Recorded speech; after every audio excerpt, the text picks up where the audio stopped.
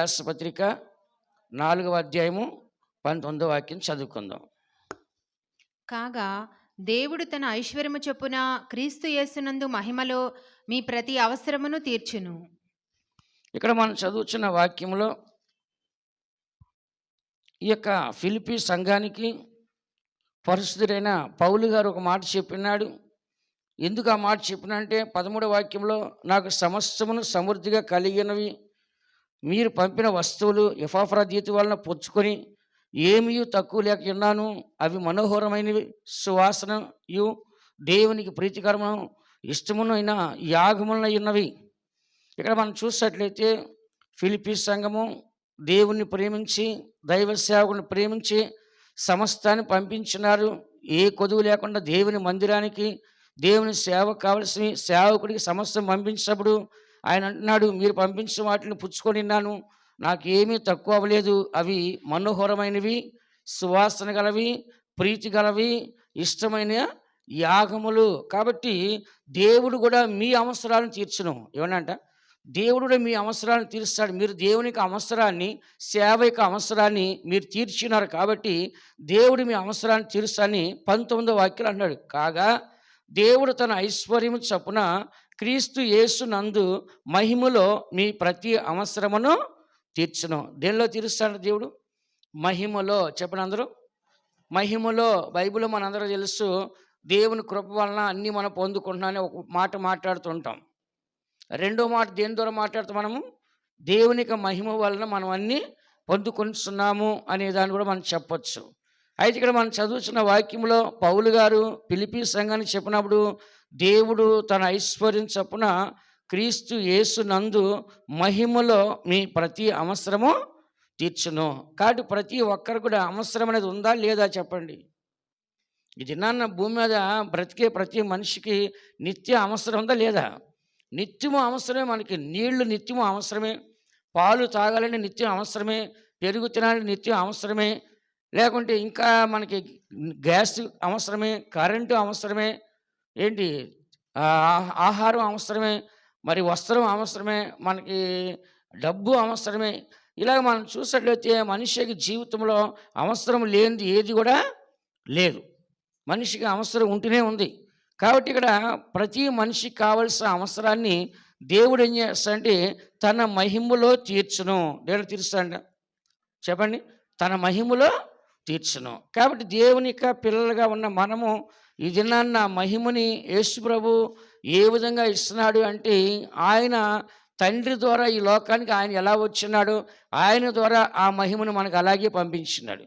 తండ్రి తన కుమారుని మహిమతో ఎలా పంపించి తండ్రి కుమారుడు మహిమ ఐక్యతతో ఎలా ఉన్నారో, అలాగనే యేసుక్రీస్తు లోకానికి వచ్చిన తర్వాత కుమారుడితో మనం కూడా ఆ మహిమ ఐక్యత కలిగి ఉండాలని చెప్పేసి ఆ మహిమని దేవుడు మనకి ఇచ్చిన్నాడు. ఇక్కడ యేసు ప్రభువు మనం చూసినట్లయితే ఆయన చాలా ప్రభావం గలవాడు, చాలా మహిమ గలవాడని దేవుని యొక్క వాక్యంలో మనం ఎన్నో స్థలాల్లో చదవచ్చు.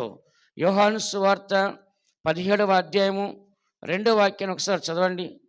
యోహాను సువార్త 17వ అధ్యాయం 2వ వాక్యాన్ని ఒకసారి చదవండి. నీ కుమారుడు నిన్ను మహిమపరచునట్లు నీ కుమారుని మహిమపరచుము.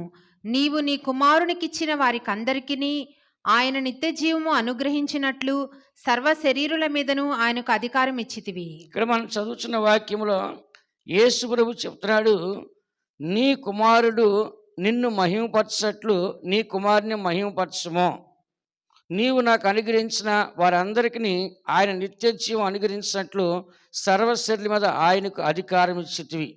ఇక్కడ మనం చూసినట్లయితే యేసుక్రీస్తు అంటున్నాడు, తండ్రి నీవు నన్ను ఏమన్నాడు, నీ కుమారుని నిన్ను మహిమపరిచినట్లుగా నీవు కూడా నీ కుమారుని ఏం చేయాలట, మహిమపరచు. అంటే ఇక్కడ మొదటగా కుమారుడు దేవుని మహిమపరిచినాడు, కుమారుడు దేవుని మహిమపరుచున్నాడు. కాబట్టి మనము కూడా దేవుణ్ణి మహిమపరిచినప్పుడు దేవుడు మనల్ని ఏం చేస్తాడు, మహిమపరుస్తాడు. కాబట్టి మొట్టమొదటిగా మనము దేవుని మహిమపరచాలా, దేవుడు మనల్ని మహిమపరచాలా? మనమే దేవుణ్ణి మహిమపరచాలి. దేవుణ్ణి ఎప్పుడూ మనం మహిమపరిచినప్పుడు దైవ కార్యం మన జీవితంలో స్పష్టంగా జరుగుతాయి. ఎగ్జాంపుల్గా మనము ఇప్పుడు ఒక వ్యక్తి మనం సహాయం చేస్తాం అనుకోండి, సహాయం చేసిన తర్వాత ఆ వ్యక్తి ఏం చేస్తాడంటే, మంచి ఆత్మీయ వ్యక్తి అయితే ఏమంటుందంటే, దేవుడు నాకు సహాయం చేస్తాడు అంటది. కానీ ఇచ్చింది ఒక వ్యక్తి, ఒక మనిషి ఒక దగ్గర తీసుకొనొచ్చు. కానీ ఆ వ్యక్తి ఏమంటాడంటే దేవుడు సహాయం చేస్తాడు, దేవుని మహిమ కలుగును గాక అంటది. ఇచ్చిన వ్యక్తి కోపం వస్తది. ఏమొస్తదంట? దేవుడిస్తే నా దగ్గరికి ఎందుకు వచ్చావు? దేవుడిస్తే నన్నెందుకు అడుక్కున్నావు? దేవుడిస్తే నా దగ్గరికి ఎందుకు తీసుకున్నావు? అప్పుడు దేవుడు కనపడితే నా దగ్గరికి ఎందుకు వచ్చావు? నన్నెందుకు చూసావు? అంటే ఇప్పుడు అక్కడ కోపం ఎక్కడొస్తుంది? ఇచ్చిన వ్యక్తిని మహిమపరచలేదు. ఇప్పుడు మీకు అర్థమైందా? ఇచ్చిన వ్యక్తిని ఏం చేయాలంట? చెప్పండి. మహిమపరచలేదు. ఇప్పుడు కొంతమందికి మనం ఏం చేస్తాం, ఆదివారం నాడు సహోదరికి చెప్తాం, అమ్మా నాకు పలానా సమస్య ఉంది, నువ్వు ప్రార్థన చేయి నా కోసం అంటాం. సరే ఆమె ప్రార్థన చేసిందో లేదని చేసింది. వచ్చే ఆదివారం కల్లా ఆ దేవుడు ఆ కార్యం చేసిన తర్వాత మనం సాక్ష్యం చెప్తాం. దేవుని స్తోత్రం, దేవుని మహిమ కలుగును గాక, దేవుడు నా జీవితం ఇంత గొప్ప కార్యం చేశాడు, దేవుని కృతజ్ఞతాస్తుతులని అయిపోద్ది. ఈ వ్యక్తి చూస్తూ ఉంటుంది, నా దగ్గరికి వచ్చి చెప్పలేదే, నాకు వచ్చి థ్యాంక్స్ చెప్పలేదే, పోయిన వారం ప్రార్థన చేయమంది, నేను ప్రార్థన చేసిన కార్యం జరిగింది, ఇవాళ వచ్చి నాకు థ్యాంక్స్ చెప్పలేని, నన్ను మహిమపరచలని చెప్పి ఇప్పుడు ఈ కోపం ఎవరికి వస్తుంది? ప్రార్థన చేయమని వ్యక్తికి. అవునే కాదా? అవునే కాదా? నాకు కూడా కొన్ని సందర్భాల్లో సేవ చేసేటప్పుడు కోపం వచ్చేది విశ్వాసం అది. ఎందుకని? వాళ్ళు పెద్ద సమస్య చెప్తారు, ప్రార్థన చేయమంటారు, కానీ ఆదివారం వచ్చి సాక్ష్యం చెప్పరు. అక్కడ కోపం వచ్చేది నాకు. నా పేరు చెప్పొద్దు, ఎవరి పేరు చెప్పాలి? దేవుడు ప్రార్థన, దేవుడు సాయం చేశాడు, సేవకుడికి చెప్పాను, నేను ప్రార్థన చేశాను, సంఘస్థులు ప్రార్థన చేశారు, పాస్టర్ గారు ప్రార్థన చేశారు, కాబట్టి దేవుని యొక్క మహాదయ వల్ల దేవుడు ఈ కార్యం చేసి దేవుని మహిమపరచాలి. అలా చెప్పిన తర్వాత కూడా కొంతమంది ఏం చేస్తారు, నాకు స్పెషల్గా చెప్పలేదు అని కూడా ఎదురు చూస్తారు. కొంతమంది నాకు చెప్పారు ప్రార్థన చేయమని, నేను చేశాను, కానీ నాకు చెప్పలేదు, ఎదురు చూస్తారు. అంటే ప్రతి మనిషి కూడా ఏమి ఎదురు చూస్తున్నాడు? మహిమ. అది కనబడద్దా? దాన్ని తెలుగులో మనం సాధారణ భాషలో పొగడతా అంటాం. ఏమంటాం? పొగడ్డం. ఆ మనిషిని పొగడకపోతే ఏమైందంట? చెప్పండి, ఏమైందంట? ఆ మనిషికి కోపం వస్తుంది, బాధ వస్తుంది, నీ మీద చాలా విరోధం కూడా వచ్చేస్తుంది అనమాట. కాబట్టి దేవుడు ఏమన్నాడు? తండ్రి, నేను నిన్ను మహింపరిచాను, ఇప్పుడు నీవు నన్ను మహింపరచు అంటున్నాడు.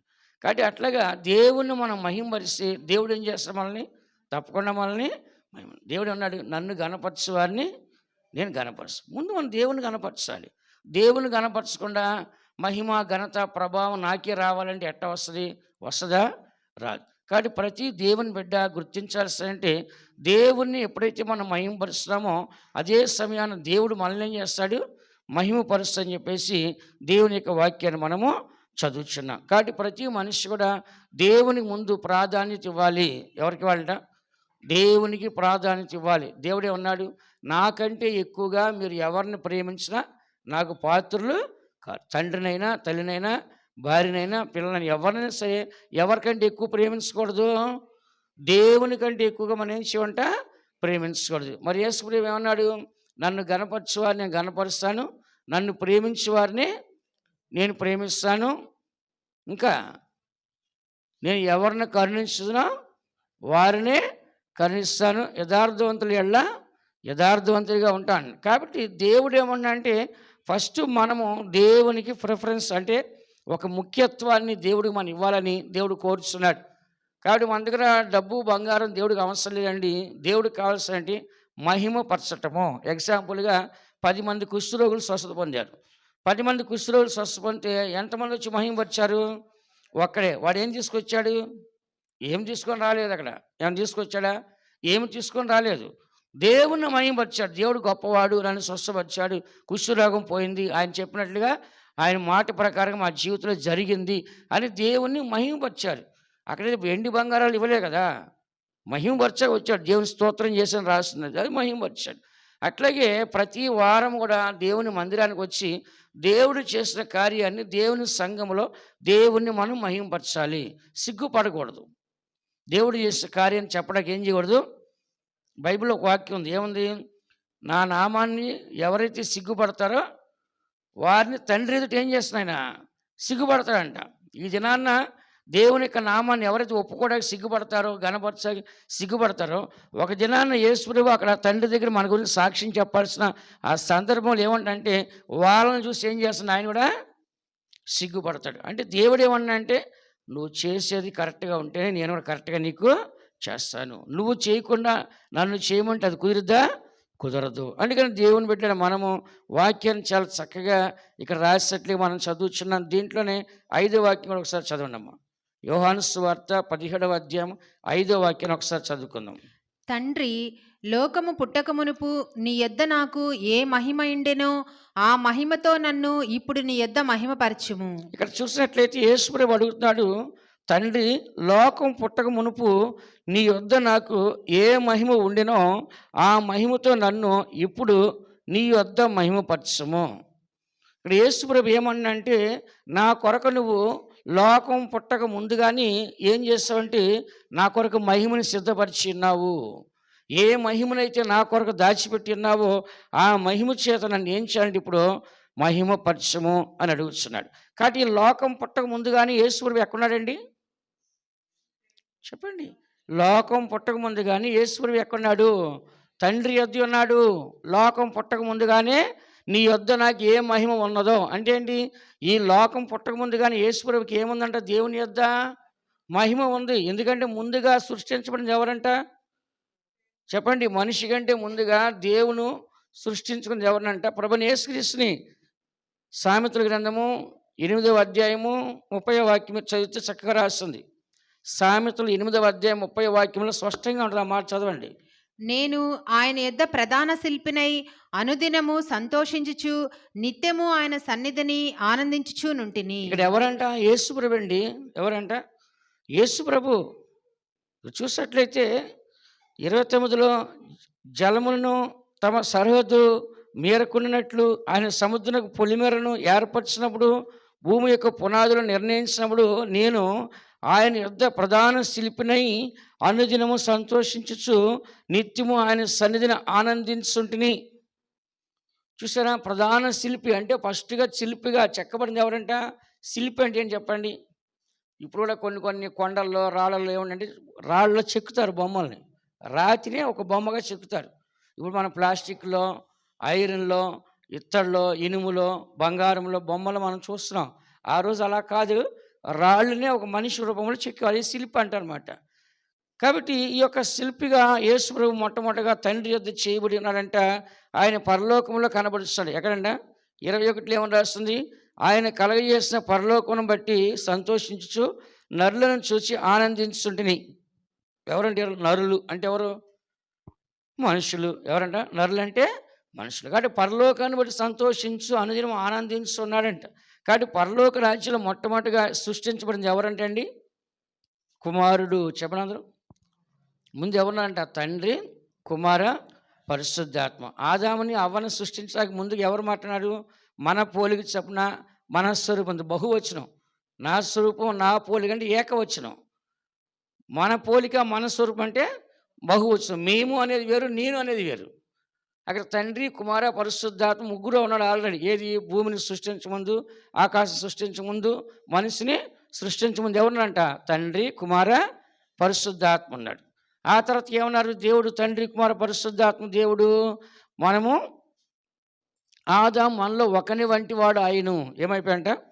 ఆదాము మనలో ఒకని వంటి వాడు ఆయను. అంటే మనలో అంటే ఏంటి? తండ్రి, కుమార, పరిశుద్ధాత్మ ఉన్నాడు. ఆ తర్వాత దేవుడు ఏం చేశాడు? మనము దిగిపోయి వారి యొక్క భాషను తారుమారు చేయదుము. వాళ్ళు బాబేలు గోపురం కట్టి ఒక దగ్గరే ఉంటున్నారు, కానీ భూలోకం అంతా నింపాలి అని దేవుడు అక్కడికి వెళ్ళి వాళ్ళ భాషను ఏం చేశాడు? చెదరగొట్టేస్తాడు. అక్కడ ఎంతమంది కనబడుతున్నారు మనకి? తండ్రి, కుమార, పరిశుద్ధాత్మ. మళ్ళా ఈ తండ్రి, కుమార, పరిశుద్ధాత్మ గురించి ఎక్కడ కంబైన్గా మాట్లాడారు?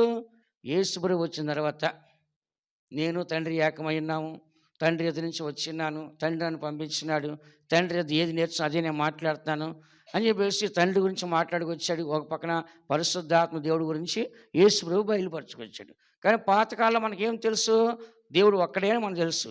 కానీ దేవుడు ఒక్కడే, కానీ 3 రకాలుగా క్రియ చేశాడు. తండ్రిగా పనిచేశాడు, కుమారుడిగా పనిచేశాడు, పరిశుద్ధాత్మగా పనిచేస్తున్నాడు. అందుకని ఇక్కడ చదువుతున్న వాక్యంలో ఇక్కడ యేసుప్రభు అంటున్నాడు, తండ్రి, ఈ లోకం పుట్టక మునుపు నీ యొద్ద నాకు ఏ మహిమ అయితే ఉందో ఆ మహిమతో నన్ను ఇప్పుడు ఏం చేయాలంట? మహిమ పరచము అంటున్నాడు. కాబట్టి ఇక్కడ తండ్రి, కుమారుడికి ఇద్దరిలో ఏమనంటే మహిమ. అది ఎవరి మహిమ? తండ్రి యొక్క మహిమని కుమారుడికి ఇచ్చినాడు. కాబట్టి తండ్రి అందరి అవసరాలు ఎలాగ తీర్చగలిగాడో కుమారుడు అందరి అవసరాలు తీర్చగల కారణం కుమారుడిలో ఉన్న దేవుని యొక్క మహిమ. ఏమంట? కుమారుడిలో ఉన్న దేవుని యొక్క మహిమ. ఎప్పుడైతే ఆ తండ్రి యొక్క మహిమ ఆ కుమారుడిలో కనబడుతుందో ఆ కుమారుడి యొక్క మహిమ ద్వారానే దైవ కార్యాన్ని కూడా జరిపించుకుంటూ వచ్చినాడు. ఇదే 17వ అధ్యాయము 22వ వాక్యం చదవమ్మా.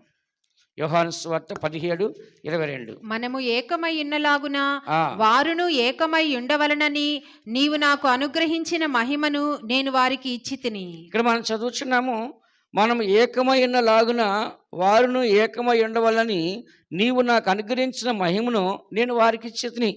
అంటే తండ్రి కుమారుడు కంబైన్డ్గా ఉన్నారు, కలిసే ఉన్నారు. వాళ్ళిద్దరు కూడా కమ్యూనికేషన్ కరెక్ట్గానే ఉంది.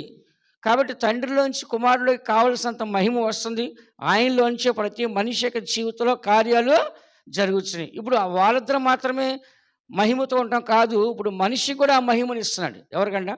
మనిషి కూడా ఆ మహిమనే ఇస్తున్నాడు. మనందరూ తెలుసు, మరి పేతురు గారు, మరి ఇంకా యోహాను, యాకోబులు చూసేవాడు ఎన్నో అద్భుతాలు చేశారు. పౌలు గారు ఎన్నో అద్భుతాలు చేశారు. అది వాళ్ళ యొక్క గొప్పతనమా? వాళ్ళు అన్ని అద్భుతాలు చేసినప్పుడు వాళ్ళు ఎలా చనిపోయారు? హతసాక్షిలో చనిపోయారు. వాళ్ళు చంపబడ్డారు. విన్నారా? దేవుని సేవ కొరకు దేవుని యొక్క వరాల్ని వాడారు. కానీ వాళ్ళ మరణాలు చూస్తే అన్నీ హతసాక్షి మరణాలు. యేసు ప్రభు ఎన్ని అద్భుతాలు చేశాడు, కానీ మనుషుల చేతిలో ఆయన మరణానికి సిలువకి అప్పగించబడ్డాడు. కాబట్టి మరణం వేరు, వరాలు వేరు. విన్నారా? వరాలు ఉంటే చచ్చిపోరనే రూల్ ఉందా? లేదు. వరాలు వరాలే, మరణము మరణమే. ఈ లోకంలో మనం చూస్తున్నాం, పేదవాడి కాంచి కోటీశ్వరుల దాకా ఉన్నారు. అందరికీ మరణం వస్తున్నా రావట్లేదా? రావట్లేదా? ప్రతి ఒక్కరికి మరణం వచ్చిన ఏం చేయాలంట? వెళ్ళిపోవాల్సిందే. ఎవరు ఈ లోకంలో శాశ్వతంగానో లేకుంటే శరీరంలో శాశ్వతంగానో ఉండటానికి వీలు కానే కాదు. అందుకని ఇక్కడ చదువుతున్నాం, యేసు ప్రభు ఏమన్నా అంటే, తండ్రి నువ్వు నాకు ఎలాగ మహిమనిచ్చావో అదే మహిమని నేను వాళ్ళకు కూడా ఏం చేస్తాను? ఇస్తున్నాను అంటున్నాడు. 23వ వాక్యం చదవమ్మా.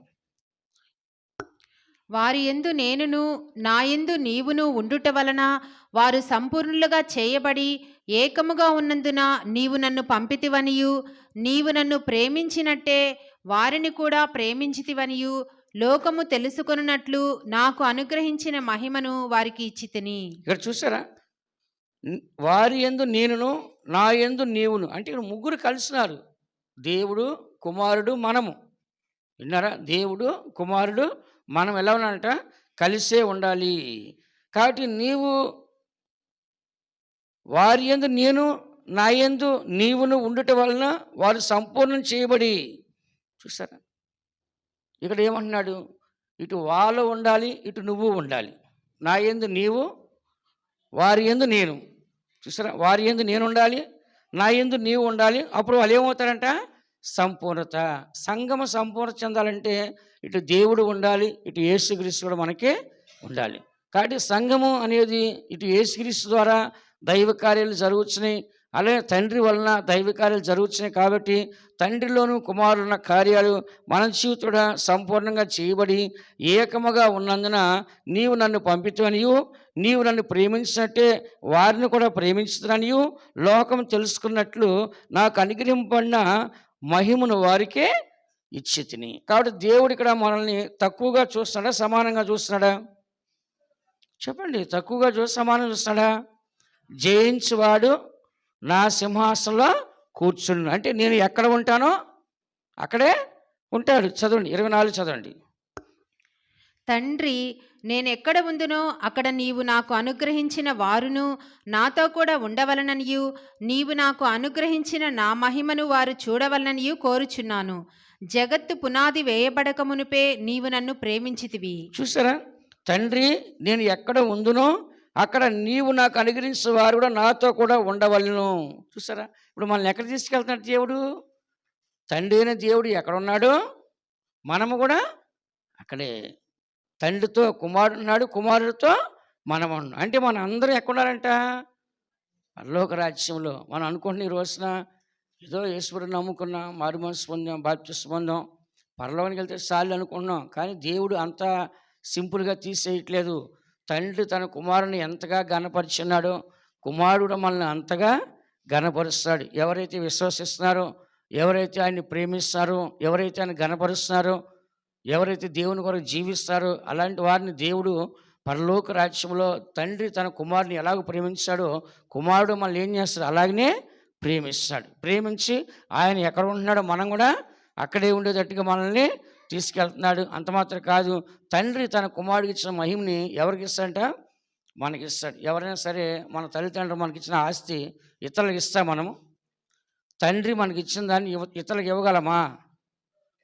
ఇస్తామా? చెప్పండి. ఇప్పుడు ఒక చిన్న పిల్లని తీసుకుందాం. చిన్న పిల్లడికి వాళ్ళ అమ్మ నాన్న ఏదైనా కొనించింది, ఇంకో పిల్లడు అరే నాకు బెటర్ అంటే ఇదేం చేస్తాడు? కొంచెం గిల్లిస్తాడు. అంతే మొత్తం ఇచ్చేస్తాడా? ఇవ్వడు. అలాగే మనం కూడా మనకున్నదంతా ఇచ్చేమంటే ఇచ్చేస్తామా? చెప్పండి, ఇవ్వగలమా? ఇవ్వలేము. కానీ యేసుప్రభువు ఏం చేస్తాడంటే తండ్రి తనకి ఎంత మహిమనిచ్చాడో ఆ మహిమ అంతా మనకి అందుకని మనం ఏం చేయాలంటే ప్రతిరోజు కూడా దేవుని కార్యాలు జరగాలంటే దేవుని మహిమను మనం పొందుకోవాలి. దానికి ఏం చేయాలి? మనము ఎక్కువగా దేవుని స్తోత్రాలు చేయాలి. ఏం చేయాలంట చెప్పండి? ఎక్కువగా స్తోత్రాలు చేస్తే ఏమైందంట? దేవుని మహిమ మనకు కలిగిద్ది. మోషే ఎక్కువ ప్రార్థన చేసి ఎన్ని రోజులు? 40 రాత్రులు 40 పగల్లో ప్రార్థన చేస్తే మోషే ముఖం అంతా ఏమిందంట? మహిమతో నింపబడింది. అలానే ఎక్కువగా స్తోత్రాలు ఎక్కువగా ప్రార్థన చేస్తే ఆ ప్రసన్నత మన మీద కుమ్మరించబడిన తర్వాత మన ముఖం కూడా ఎలా ఉంటుందంట? ఆ మహిమతో కనపడద్ది. అందుకని ఇక్కడ చదువుతున్న వాక్యంలో యేసుప్రభువు మనం తక్కువ చేశాడా ఎక్కువగానే గనపరిచాడు? చెప్పండి. ఇప్పుడు తక్కువగా చూస్తున్నాడా ఎక్కువగా చూస్తున్నాడా?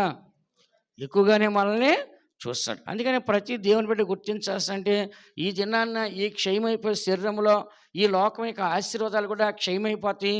వీటిని కాదు మనం చూడాల్సింది అక్షయమైన శరీరము, మరణం లేని శరీరము, పరలోక రాజ్యం ఎత్తెచ్చివనిచ్చి తనతో మహిమలో ఆయన కూర్చుని పెట్టినప్పుడు ఆ సింహాసనం ఉన్నప్పుడు అప్పుడు తెలుస్తుంది మనకు, అమ్మా ఇంత గొప్ప పరలోకమా, మనం ఏమో అనుకున్నాం, మనకి ఏం తెలియలా, ఇంత గొప్ప రాజ్యమా, ఇంత గొప్ప దేవుడా, ఇన్ని కోట్ల మంది దేవదూతల, ఇన్ని కోట్ల మంది పరిస్థితులు, ఇంతమంది జనాలకు ఉన్నారు, ఇంత గొప్ప భాగ్యం ఇక్కడికి వచ్చే భాగ్యం నాకు వచ్చిందని మనం ఎంతో సంతోషపడతాం. పడతాం పడవా?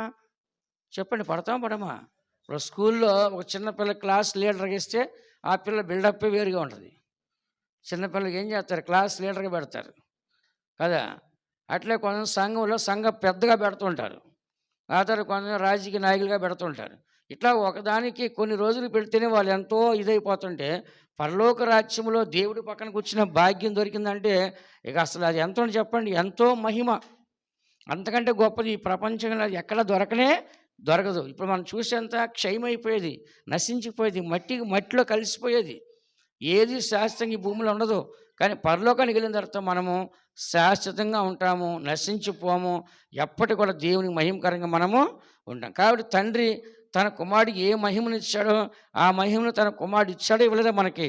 సరే, ఎగ్జాంపుల్గా యోహాను సువార్త 11వ అధ్యాయం 1వ వాక్యం 4వ వాక్యం చదవండి. యోహాను సువార్త 11వ అధ్యాయం 4వ వాక్యం చదువుదాం. యేసు అది విని, ఈ వ్యాధి మరణము కొరకు వచ్చినది కాదు గాని దేవుని కుమారుడు దాని వలన మహిమపరచబడినట్లు దేవుని మహిమ కొరకు వచ్చినదనను. ఇక్కడ లాజరుకి ఏమో ఒక వ్యాధి వచ్చింది.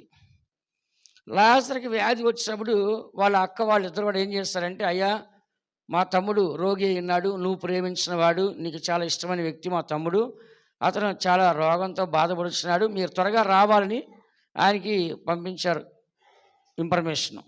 యేసుప్రభు చాలా దూరంలో ఉన్నాడు. చాలా దూరంలో ఉన్నప్పుడు యేసుప్రభుకి ఆ విషయాన్ని చెప్పినప్పుడు ఆ యేసుప్రభు వెంటనే రాలేదు. ఆయన రావడానికి ఇంకెన్ని రోజులు పట్టిందంట? 4 దినాలు పట్టింది. ఆయన రోగి అయినప్పుడు ఆయనకి ఇన్ఫర్మేషన్ వెళ్ళింది, కౌరు. కానీ యేసుప్రభు వచ్చేప్పుడు ఎన్ని రోజులు అయింది? చచ్చి 4 రోజులు అయింది. బతికున్నప్పుడు కౌరు చేశాడు. కానీ అప్పుడు అతను చనిపోలేదు. తర్వాత అతను చనిపోయిన తర్వాత అతన్ని పాత పెడితే ఎన్ని రోజులు అయింది? 4 రోజులు. విన్నారా? ఒకవేళ ఈరోజు వ్యాధిగ్రస్తుగా ఉన్నాడు, ఈరోజు ఆయన కవర్ చేస్తారు, ఈరోజు ఆయనకి అతను చనిపోలేదు, రేపు చనిపోయి ఉండొచ్చు. రేపుడితో సమాధిలో 4 రోజులు పెట్టారు అంటే కనీసం 4 నుంచి 5 రోజులు అవ్వచ్చు, మనకి 5 రోజులు అవ్వచ్చు. అన్ని రోజులు సమాధిలో పెట్టేస్తారు. చనిపోతాడని ఒక వ్యాధితో అతను బాధపడుతుంటే యేసుప్రభు ఏమంటున్నాడు? అతనేమో చావు బతుకులో ఉండి రోగంతో అతను కష్టపడుతుంటే యేసుప్రభు ఏమని చెప్తున్నాడు? ఈ వ్యాధి మరణం కొరకు వచ్చినది కాదు. అంటే ఏంటిది? మరణం కొరకు వచ్చింది కాదంటే మరి చచ్చిన 4 రోజులు సమాధి ఉన్నాడు కదా. చనిపోయిన 4 రోజులు సమాధి ఉన్నాడు కదా! ఆయన ఏమన్నాడు? మరణం కొరకు వచ్చింది కాదు అంటున్నాడు. కానీ అక్కడ వచ్చింది ఏంటది? మరణం. మరణం వచ్చింది. కానీ మరణం వస్తది. కానీ మరణం కొరకు వచ్చిన వ్యాధి కాదు ఇది. దేవుని కుమారుడు మహిమ పొందడానికి వచ్చిన వ్యాధి. అంటే ఏంటి? ఇతను చనిపోతాడు. చనిపోయిన తర్వాత ఇతన్ని సమాధి చేస్తారు. అప్పుడు నేను వెళ్తాను. వెళ్ళి అతను బ్రతికిస్తాను. అప్పుడు ఆ మహిమ ఎవరికి వస్తది? కుమారుడికి వస్తది. ఎవరికంట? లాజరు బయటికి రా అన్నాడు. ఆ ఒక్క మాటకి ఏమయ్యాడంట? బ్రతికి బయటికి వచ్చాడు. బయటికి రాగానే ఏమొచ్చింది ఇక్కడ? యేసుప్రభుని మహిమపరిచి, అబ్బా ఆయన ఎంత గొప్పోడ్రా, ఆయన్ని బ్రతికించాడని చెప్పేసి అందరూ ఏమనుకున్నారంట? ఆశ్చర్యపోయారు. నిజంగా ఆయన ఒక మాటతోనే ఆ మనిషిని బ్రతికించని చెప్పేసి ఆ ఊరు అంతా ఏం చేస్తారంటే దేవుని యందు విశ్వాసం ఉంచున్నారు. కానీ ఇక్కడ మనం చూసినట్లయితే ఆయన చెప్తున్నాడు, ఈ వ్యాధి మరణం కొరకు వచ్చేది కాదు, కానీ దేవుని కుమారుడు దాని వలన మహిమపరచబడినట్లు దేవుని మహిమ కొరకే వచ్చింది అంటున్నాడు. ఇక్కడ దేవుడు వ్యాధి దగ్గర మహిమల గురించి మాట్లాడే అవసరం వచ్చింది అంటే క్రీస్తు మహిమలో ప్రతి అంశ తీర్చబడుతుంది. అంటే ఆయనలోంచి ఆ మహిమ వెళ్ళి అతను ఏం చేస్తుంట? బ్రతికించింది. కాబట్టి యేసుప్రభువులో ఉన్న మహిమ మనిషిని ఏం చేయగలుగుతుంది? బ్రతికించగలుగుతుంది. నేను వస్తున్నాను, ఆ వ్యాధి వల్ల అతను చనిపోతాడు, నేను వెళ్ళి అతను బ్రతికిస్తాను. అక్కడ మహిమ ఎవరికి వస్తుందంట? కుమారుడికి వస్తుంది అంటున్నాడు. అంటే ఇప్పుడు క్రీస్తు మహిమలో ప్రతి అవసరత తీర్చబడుతుందా లేదా?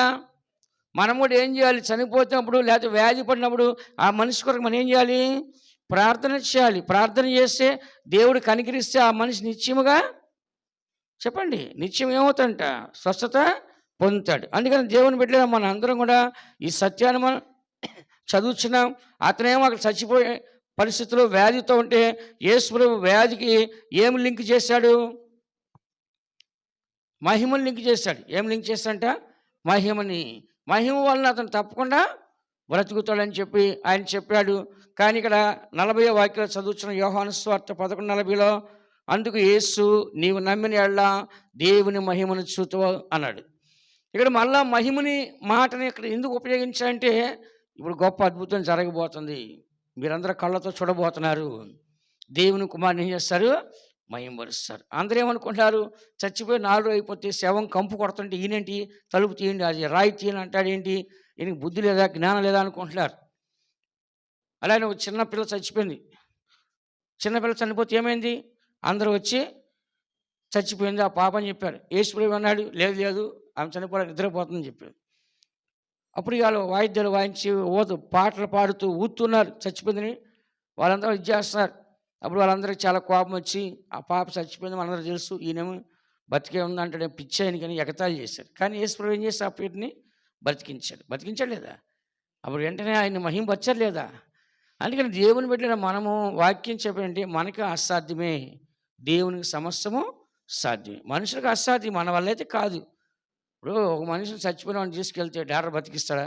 లేకపోతే సావు బతుకులో కొట్టిమెట్లాడని తీసుకెళ్తే డాక్టర్ బతికిస్తాడా? లేదు, బతికించడు. బతికి ఉంటే ట్రీట్మెంట్ చేస్తాడు, కానీ చచ్చిన వాడిని బ్రతికిస్తారా? ఎవరు బ్రతికించలేరు. కాబట్టి ఇక్కడ మనం చదువుతున్న వాక్యంలో మరణమేమో అక్కడ వస్తుంది. యేసుప్రభు దానికి లింకు మహిమను లింక్ చేస్తాడు. దేని లింక్ చేస్తాడ? మహిమ. అంటే ఏంటి? యేసుప్రభు మహిమ గలవాడు కాబట్టి ఆయన వచ్చినట్లయితే ఆయన అక్కడ మాట్లాడినప్పటికీ లేకుండా ఆయన ముట్టినప్పటికీ వెంటనే ఆ మనిషి ఏమవుతాడంట? బ్రతుకుతాడు. అందుకని మనం కూడా ఈ దినాల్లో ఏది కావాలని కూడా మనకి దేవుడు ఉన్నాడు కాబట్టి ఎవరిని విశ్వసించాలి మనము? చెప్పండి. యేసుక్రీస్తుని విశ్వసించాలి. ఎవరంట? ఎవరైతే యేసుక్రీస్తు విశ్వసిస్తున్నారో వారిలోకి ఎవరు వస్తారంట? దేవుని యొక్క మహిమ ఏమొస్తుందంట? దేవుని యొక్క మహిమ అనేది వాళ్ళలోకి వస్తుంది. కాబట్టి విశ్వాసం ద్వారా దాన్ని పొందాలి మనం. విన్నారా? ఎక్కడికైనా వెళ్ళి మనం ₹1,00,000 ఇస్తాము, కొంచెం మహిమని ఇవ్వండి అంటే ఇస్తారా? లేకుంటే మాకు స్వస్థత కలగాలి, ₹1,00,00,000 ఇస్తాండి ఇస్తారా? కరోనా టైంలో 4 కోట్లు ఇస్తాను బతికిస్తే ఒక మనిషిని. నెల్లూరులోనే, ఇదే నెల్లూరులో ఒక అతను ధనవంతుడు కరోనా వచ్చి ఫైనల్ స్టేజ్లో ఉంటే డాక్టర్కి ఆఫర్ ఇచ్చారు, 4 కోట్లు ఇస్తాం బ్రతికించమని. బ్రతికించలేకపోయాడు. కానీ మనిషికి బతుకుంటే డాక్టర్ ట్రీట్మెంట్ చేస్తాడు, లేకుంటే తను చదువుకున్న సబ్జెక్ట్ అంతా తన ప్రయోగం చేస్తాడు, కానీ ఆ తర్వాత అతను ఏమీ చేయలేడు అనమాట. అందుకని దేవుని బిడ్డ మనము దేవునికి మాత్రం అసాధ్యం అంటే ఏది లేదు. కాబట్టి ఆయన ఏముందంట? దేవుని యొక్క మహిమ ఉంది. కాబట్టి ఆ మహిమ వలన అద్భుతాలు చేయగలడా చేయలేడా? ఆ మాట చదవండి. లూకా సువార్త 6వ అధ్యాయము, లూకాసు వార్త 6వ అధ్యాయము 18వ వాక్యం 19వ వాక్యం మీరు చదివితే, అప అపవిత్రాత్మల చేత బాధింపబడిన వారును వచ్చి స్వస్థత నొందిరి. ప్రభావము ఆయనలో నుండి బయలుదేరి అందరినీ స్వస్థపరచుచుండెను. కనుక జనసమూహమంతయు ఆయనను ముట్టవలనని యత్నం చేసెను. ఇక్కడ మనం చదువుతున్న అపవిత్ర ఆత్మల చేత బాధించబడిన వారందరూ వచ్చి స్వస్థత నొందిరి, ప్రభావము ఆయనలోండి బయలుదేరి అందరినీ స్వస్థపరచుండెను. ఇక్కడ యేసుప్రభు అక్కడ ఉన్నాడని, ఆయన రోగులను స్వస్థపరచని చెప్పేసి అనేక మంది వచ్చారు. 17వ వాక్యంలో ఆయన వారితో కూడా దిగి వచ్చి మైదానం మంది నిలిచినప్పుడు ఆయన శిష్యులు గొప్ప సమూహము ఆయన బోధ వినుటకును తమ రోగములను కుదుర్చుకున్నటకును యూదాయు దేశం అంతటి నుండి, యెరూషలేము నుండి, తూరు సీదోనును పట్టణముల సముద్ర తీరం నుండి వచ్చి బహు జన సమూహము అపవిత్ర ఆత్మల చేతను బాధింపడి వారును వచ్చి స్వస్థత నొందిరి, ప్రభావము ఆయనలోండి బయలుదేరి అందరినీ స్వస్థపరచుండెను. ఇప్పుడు ప్రభావం అంటే మహిమ. ఏమంట? ప్రభావం అంటే మహిమ. ఆ మహిమ ఎక్కడి నుంచి వచ్చిందంట? ఆయనలో నుంచి. చెప్పండి. ప్రభావం ఆయనలోంచి వీళ్ళందరూ ఏం చేస్తారంట? స్వస్థపరుస్తుంది. ఇప్పుడు క్రీస్తు మహిమలో అక్కడ స్వస్థత కలుగుతుందా లేదా? ఈ దినాన మనం కూడా దేవునికి సన్నిధిలో మనకి ఏదైనా బలహీనత వచ్చినప్పుడు దేవుని సన్నిధిలో కూర్చొని, ప్రభా నీ మహిమతో నన్ను స్వస్థపరచండి, నీ మహిమతో నాకు ఆరోగ్యాన్ని ఇవ్వండి అని దేవుణ్ణి మనం అడగాలి. ఈ ప్రజలందరూ ఏం చేస్తారంటే ఆ రోజుల్లో యేసుప్రభువుని చూసి ఆయనలోంచి ఆ ప్రభావం వచ్చి జనులు స్వస్థపడుతుందని చెప్పి జనసమూహం అంతా ఆయన ముట్టాలని చెప్పి ఆయన మీద పడతా ఉన్నారంట. ఆయన ముట్టుకున్న వారు అందరూ ఏమయ్యారంట? స్వస్థత పొందేస్తారు. అందుకని ఈ దినాల్లో మనం కూడా మొట్టమొదటిగా దేవుని యందు విశ్వాసం ఉంచి దేవుని అడిగితే తప్పకుండా దేవుడు స్వస్థత ఇస్తాడా ఇవ్వడా? చెప్పండి అందరూ. తప్పకుండా స్వస్థత ఇస్తాడా ఇవ్వడా? ఇస్తాడు. అందుకని ఇదే లూకాసు సువార్త 8వ అధ్యాయము 46వ వాక్యాన్ని మనం చదువుకుందాం. యేసు, ఎవడో నన్ను ముట్టెను, ప్రభావము నాలో నుండి వెడలిపోయినదని నాకు తెలిసినదనను. ఇక్కడ మనం చదువుతున్న వాక్యంలో మీ అందరూ తెలుసు, రక్తస్రావం గల స్త్రీ. ఆమె ఎన్నో వైద్యుల చేత ఎన్నో తిప్పలు పడి ఎంతో డబ్బులు ఖర్చు పెట్టి ఆమె ఎక్కడా స్వస్థతను అందకుండా ఉంది. అయితే ఆమెకు విశ్వాసం నుండి యేసుప్రభువును ముట్టుకున్నప్పుడు ఆయనలోంచి ప్రభావం బయటకు వచ్చి మనుషుల్ని బాగు చేసిందని ఈ 6వ అధ్యాయంలో ఉన్న విషయాన్ని ఆమె గ్రహించి విని ఆమె ఏం చేస్తుందంటే ఇప్పుడు యేసుప్రభువును వెతుక్కుంటూ ఆమె కూడా పరిగెత్తుకు వచ్చింది. పరిగెత్తుకుని వచ్చి ఏం చేస్తుందంటే ఆయన్ని ముట్టుకుంది. ఎవరిని? చూడండి 46 వాక్యంలో, యేసు, ఎవడో నన్ను ముట్టినో ప్రభావం నాలోండి వెడలిపోయినని నాకు తెలుస్తుందని చెప్పాడు. కానీ ఇప్పుడు ఆయనలోంచి ప్రభావం రిలీజ్ అంటే ఆయనలోంచి బయటకు వచ్చింది. ఆయన తెలిసినా తెలీదా? తెలిసింది ఆయనకి. తెలిసినప్పుడు ఆయన చెప్పేశాడు శిష్యులతో, ఎవరో నన్ను ముట్టుకున్నారని. అరే ఎంతమంది నీ మీద పడుతున్నారయ్యా, ఎవడని చెప్పమంటాం మేము? ఎంతోమంది నీ మీద పడుతున్నారు, ఎవరు పడ్డారో మేము ఎలాగ చెప్పాలన్నారు. లేదు లేదు, నన్ను ఒకళ్ళు ముట్టుకున్నారు అంటే అందరూ కామన్గా మీద పడేది వేరు, ఒక విశ్వాసంతో ముట్టుకునేది వేరు. దేవుడికి హార్ట్ వచ్చేది ఎక్కడ? విశ్వాసం ముట్టుకోవాలి. 100 మంది మీద పడితే అది కాదు. ఆయన కావాల్సిన ఆయన హార్ట్ టచ్ అవ్వాలంటే ఎక్కడ? విశ్వాసం కావాలి. యేసుప్రభువుని ఆ ఒక్కటి విశ్వాసం ముట్టుకుంది. అందరూ మీద పడుతున్నారు, అందరూ మీద పడుతున్నారు, కానీ ఆయన్ని ముట్టుకున్నది ఎవరు? విశ్వాసంతో ముట్టుకుంది ఆమె. విశ్వాసంతో వెళ్ళి ముట్టుకొని ఆయనకి వెంటనే ఆయనకి అర్థమైపోయింది, ఒక్కరు మాత్రమే నా ఎందుకు విశ్వాసం ఉంచారు, ఒక్కరు మాత్రమే నన్ను ముట్టుకున్నారు, ఆ ఒక్కరిని నాలో ఉన్న ప్రభావం బయటికి వెళ్ళి వాళ్ళని బాగు చేసిన ఎవరు గుర్తించారు? దేవుడు. దేవుడికి కోట్ల మంది భక్తులు ఉన్నా కూడా, కోట్ల మంది ప్రార్థన చేసేప్పటికి ఎవరు బాగుపడ్డారో, ఎవరి దగ్గరికి ఆ శక్తి వెళ్ళిందో, ఎవరు దేవుని విశ్వసించారో దేవుడు తెలిసింది తెలీదా? తప్పకుండా తెలిసింది. కానీ ఆ జనసమూహానికి తెలియలేదు, శిష్యులకు తెలియలేదు. 47వ వాక్యంలో, తాము మరుగై ఉండలేదని ఆ స్త్రీ చూచి వణుకుచు వచ్చి ఆయన ఎదుట సాగిలపడి తాను ఎందు నిమిత్తం ఆయన్ను ముట్టినో వెంటనే తాను ఎలాగూ స్వస్థత పొందినో ఆ సంగతి ప్రజలందరి ఎదుట తెలియచెప్పెను. ఆమె ఏం చేస్తున్నాడు? ఇప్పుడు వచ్చి ఒప్పుకుంది, ఎవరు నన్ను ముట్టుకున్నారు అని చెప్పినప్పుడు ఆమె వచ్చి ఏం చేస్తుంటే ధైర్యంగా అక్కడికి వచ్చి, అయ్యా ఫలాని వ్యాధి నాకుంది, ఫలాని ఇబ్బంది నాకుంది, అయితే నాకు స్వస్థత కలిగింది నిన్ను ముట్టుకున్న వెంటనే అని ప్రజలందరి ముందు సాక్ష్యం చెప్పిందా చెప్పలేదా? చెప్పండి, చెప్పిందా చెప్పలేదా? అప్పుడు యేసుప్రభు అంటున్నాడు 48లో, అందుకు కుమారి నీ విశ్వాసము నిన్ను స్వస్థపరచును, సమాధానం గలదానివై పొమ్ము. ఇప్పుడు ఆమెకు స్వస్థత ఎలా వచ్చిందని యేసుప్రభు చెప్పాడు? నీ విశ్వాసమే నిన్ను స్వస్థపరచును. ఇప్పుడు మనందరికీ స్వస్థత రావట్లేదు. ఎగ్జాంపుల్‌గా ఎన్నో రోగాలతో మనం ఉన్నాం. అప్పుడు మనకి ఏం లేనట్టు? విశ్వాసం లేనట్టేనా? చెప్పండి. దేవుడు ఏమన్నాడు? ఆవగింజంత విశ్వాసం అంటే ఈ కొండ పోయి సముద్రంలో పడమంటే పడుద్దని చెప్తున్నాను. అప్పుడు మనకి ఏం లేనట్టు? విశ్వాసం లేనట్టేనా? చెప్పండి, లేనట్టేనా? ఆ దినాల్లో యేసుప్రభు ఏంటంటే ఒక మహిమా ప్రభావంతో మనుషుల మధ్య ఉన్నాడు కాబట్టి ముట్టుకున్న ప్రతి ఒక్కరికి స్వస్థత వచ్చింది. ఆయన ప్రార్థన చేసిన ప్రతి ఒక్కరికి స్వస్థత వచ్చింది. ఎందుకంటే ఆయనలో ఆ మహిమ ఉంది.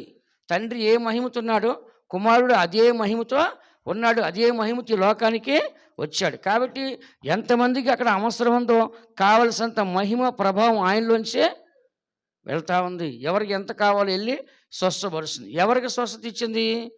ఎవరైతే ఆయన ముట్టుకుంటే బాగుపడతారని విశ్వాసం ఉందో వాళ్ళకి మాత్రం స్వస్థత కలిగింది. కానీ అక్కడ ఎంతోమంది ఆయన మీద పడుతున్నప్పుడు వాళ్ళందరికీ స్వస్థత కలిగిందా? చెప్పండి, చెప్పండి. అందరూ మీద పడ్డారు కానీ ఏంటి? చదవండి 45లో ఏమని రాస్తుంది? నన్ను ముట్టినది ఎవరని యేసు అడుగుగా అందరూ మేము ఎరుగము అనినప్పుడు పేతురు ఏలినవాడా జనసమూహం అంతా కిక్కిరిసి నీ మీద పడుచున్నారు అనగా యేసు ఎవడో నన్ను ముట్టెను, ప్రభావం నాలోంచి వెళ్ళిపోయిందని. ఇక్కడ పేతురు ఏమన్నంటే జనసమూహం అంతా కిక్కిరిసిపోయి నీ మీద పడుతున్నాడు, ఎవడు పడ్డాడు నీ మీద, ఏమని చెప్పాలి? ఒకరు కాదు చాలామంది నీ మీద పడుతున్నారు నిన్ను ముట్టుకోవాలని అని చెప్పినాడు. లేదు, ఒకరు నన్ను ముట్టుకున్నారు, వారు నా ప్రభావం వెళ్ళి బాగు. అంటే ఇక్కడ మనం ఏం అర్థం చేసుకోవాలంటే ఇక్కడ అనేక మంది వచ్చేప్పటికి విశ్వాసం ఒక్కరికే ఉంది. ఎంతమందికి ఉందంట? చెప్పండి. విశ్వాసము ఒక్కరికి ఉంది. అందుకే యేసుప్రభు అన్నాడు, అమ్మా నీ విశ్వాసం ఎన్నో స్వస్థపరిచింది. అంటే ఇప్పుడు దేవుని ఎదురించి ఒక ప్రభావము, ఒక మహిమ, ఒక శక్తి రావాలంటే మనకి ఏముండాలి? చెప్పండి. విశ్వాసం మనకు ఉండాలి. దేవుడు చేస్తాడు, దేవుడు ఇస్తాడు, దేవుడు బాగు చేస్తాడు, దేవుడు స్వస్థత ఇస్తాడు, దేవుడు ఆశీర్వాదిస్తాడని ఒక విశ్వాసం మనకే ఉండాలి. ఎప్పుడైతే విశ్వాసం ఉన్నదో దేవునికి ఆ ప్రభావం అనేది బయటకు వస్తా రాదా? తప్పకుండా ఆ ప్రభావం మనకే వస్తుంది. కాబట్టి యేసుప్రభువుని మనం తీసుకున్నట్లయితే ఆయన ఈ లోకానికి వచ్చినప్పుడు చాలా మహిమ ప్రభావంతో వచ్చినాడు. ఆయనలో ఏముందంటే దేవునికి మహిమ అనేది చాలా ప్రభావితంగా కనబడుతుంది. ఆయన ఈ లోకానికి వచ్చినప్పుడు ఆయన ప్రభావంతో వచ్చాయని రాస్తుంది. ఆ సమాధి నుంచి లేచినప్పుడు ఎలా లేచాడు? ఆయన ప్రభావంతో లేచాడని రాస్తుంది. కానీ ఆయన మరణాన్ని గురించి ఒక మాట చెప్పాడు. చూడండి, యోహాను సువార్త 12వ అధ్యాయము 23వ వాక్యం చదవండి. యోహాను సువార్త 12వ అధ్యాయము 23వ వాక్యం మనం చదివినట్లయితే, అందుకు యేసు వారితో ఇట్లనెను, మనుష్య కుమారుడు మహిమ పొందవలసిన గడియ వచ్చి ఉన్నది. ఇంకా మనం చదువుతున్న వాక్యంలో యేసు ప్రభు ఒక మాట చెప్తున్నాడు, మనిషి కుమారుడు మహిమ పొందవలసిన గడియ వచ్చిన. దేనికి మహిమ పొందవలసిన గడియ వచ్చిందేనండి? ఆయన సావు. అది ఏమంటది? ఆయన మరణం. అది ఆయన మరణాన్ని గురించి చెప్పినాడు ఇక్కడ. విన్నారా? యేసు ప్రభు యొక్క మరణాన్ని గురించి ఆయన అంటున్నాడు, మనిషి కుమారుడు మరణము గురించి ఏమంటున్నాడంటే మహిమ పొందవలసి వచ్చెను అంటున్నాడు. మహిమ అంటే ఏంటి? యేసు ప్రభు మరణించే సమయాన ఆయనకి ఆసన్నమైంది కాబట్టి ఇప్పుడు ఆయన మరణం అనేది ఏమంటున్నంటే మహిమ. మనిషి కుమారుడు మహిమ పొందవలసిన గడియ వచ్చినాం అంటే ఏంటి? ఇప్పుడు యేసు ప్రభు యొక్క మరణం కూడా ఎలా ఉందంటే మహిమకరంగానే కనబడుతుంది. అన్ని క్రైస్తవులు చనిపోతే ఏమంటారు? మహిమలో ప్రవేశించారంటారు కొంతమంది. ఎక్కడ ప్రవేశించారంట? మహిమలో ప్రవేశించారు. కొంతమంది ప్రభువునందు నిద్రించారు. ఎలా అంట? ప్రభువునందు నిద్రించారు. ఇలా కొంతమంది చనిపోయారు, మరణించారు, మామూలు మాట్లాడతారు. కానీ బైబిల్ ప్రకారం ఏం మాట్లాడతారంటే వాళ్ళు మహిమలో ప్రవేశించిరి అని రాస్తుంటారు. కారణం అంటే మనిషి చనిపోయిన తర్వాత ఎక్కడికి వెళ్తాడంట? మహిమలోకి వెళ్తాడు, దేవుని దగ్గరికి వెళ్తాడు. ఎవరాలో? దేవుని బయటలో. దేవుని అంగీకరించకుండా ఉండేవారు ఎక్కడ పోతారు? పాతాళానికి పోయి, అగ్నిగుండానికి పోయి అక్కడ ఇబ్బంది పడుతుంటారు. కానీ దేవుని బిడ్డలు ఎక్కడ పోతారంటే వాళ్ళ మరణం కూడా ఎలా ఉందంట? మహిమకరంగా ఉంది. అంటే ఏంటి?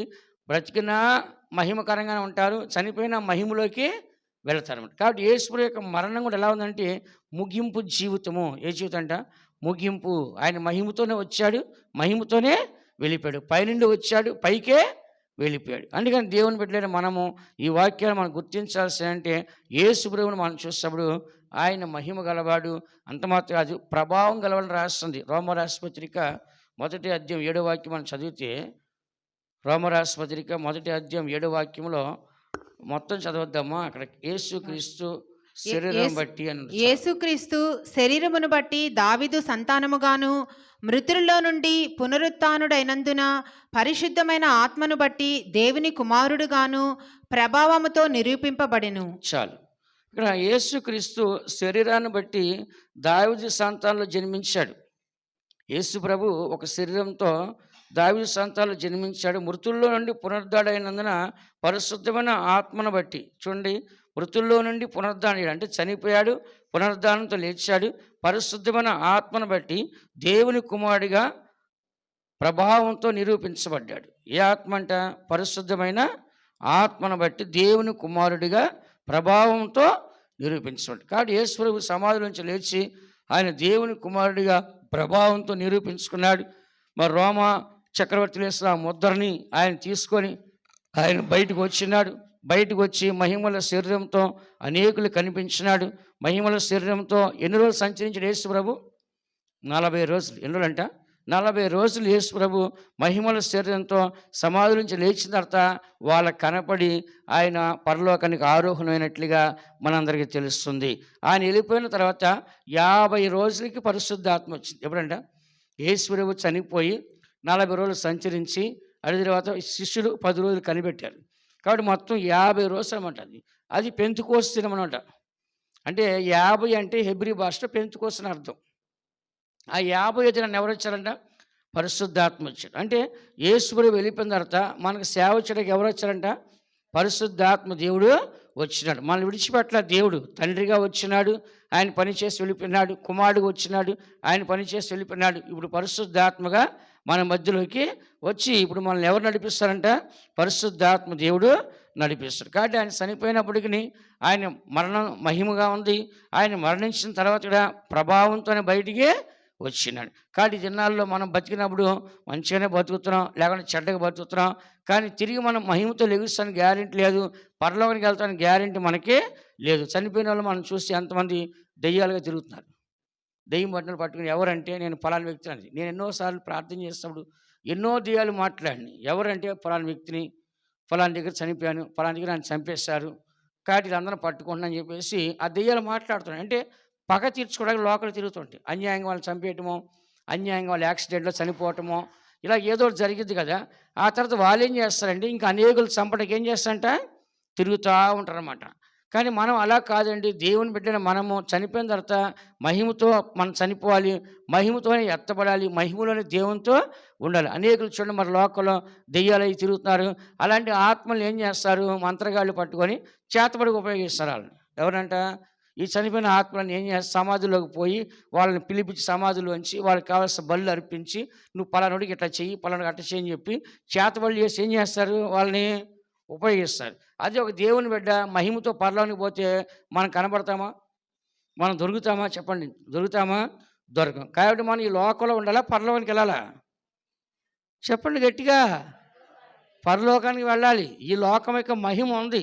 ఈ లోకం యొక్క మహిమ, ఈ లోకం అంతా మహిమతో కనబడుతుంది. కానీ దేవుడు దాన్ని అంగీకరించాడా? అంగీకరించాడు. ఎందుకంటే ఈ లోకంలో కూడా మహిమ ఉంది. మత్తయి సువార్త 4వ అధ్యాయము, మత్తయి సువార్త 4వ అధ్యాయం 8వ వాక్యం మనం చదివితే యేసు ప్రభుని సాతాను మరి కొండపైకి తీసుకెళ్లి లోకమంతా చూపించింది. మరలా అపవాది మిగులు ఎత్తైన ఒక కొండ మీదకి ఆయనను తోడుకొని పోయి ఈ లోక రాజ్యములన్నిటినీ వాటి మహిమను ఆయనకు చూపి నీవు చాలండి. సాతాను ఏం చేస్తుందంటే మరలా అపవాది మిగుల ఎత్తైన ఒక కొండ మీదకి ఆయన్ని తీసుకొని పోయి ఈ లోక రాజ్యములన్నిటినీ వాటి మహిమను ఆయనకే చూపించి నీవు నాకు నమస్కారం చెయ్యి, అంటే నాకు దాసోహంగా లేకుండా నాకు బానిసగా నువ్వు ఉండాలి అని చెప్పేసి సాతాను యేసుని అడిగింది. ఈ దినాల్లో మనమైతే ఏమంటాం? ఈ ప్రపంచాన్ని నేను రాజుని చేస్తాను ఏమంటాం మనం? చెప్పండి. ఈ ప్రపంచాన్ని రాజుని చేస్తాను ఏమంటాం మనము? మొన్న చాలామంది ఎంపీలు, ఎమ్మెల్యేలు, ముఖ్యమంత్రులు ఓడిపోయారు. ఏడుస్తున్నారు వాళ్ళందరూ. ఏం చేస్తారంట? ఎందుకని? రాజ్య అధికారం కోల్పోయాము, ఆధిపత్యం కోల్పోయని చెప్పి ఏం చేస్తారు? అందరూ ఏడుస్తున్నారు, బోర్ని ఏడుస్తున్నారు. కొంతమంది టీవీల్లో చూసి ఏడుతున్నారు, పిల్లకాయలు, పెద్దవాళ్ళందరూ. ఒక చిన్న పిల్ల అన్నం తినట్లేదు, మన ముఖ్యమంత్రి ఓడిపోయని చెప్పేసి ఇంట్లో గొడవ అలిగేసి పండుకుందంట, ఏం తింటలేదు.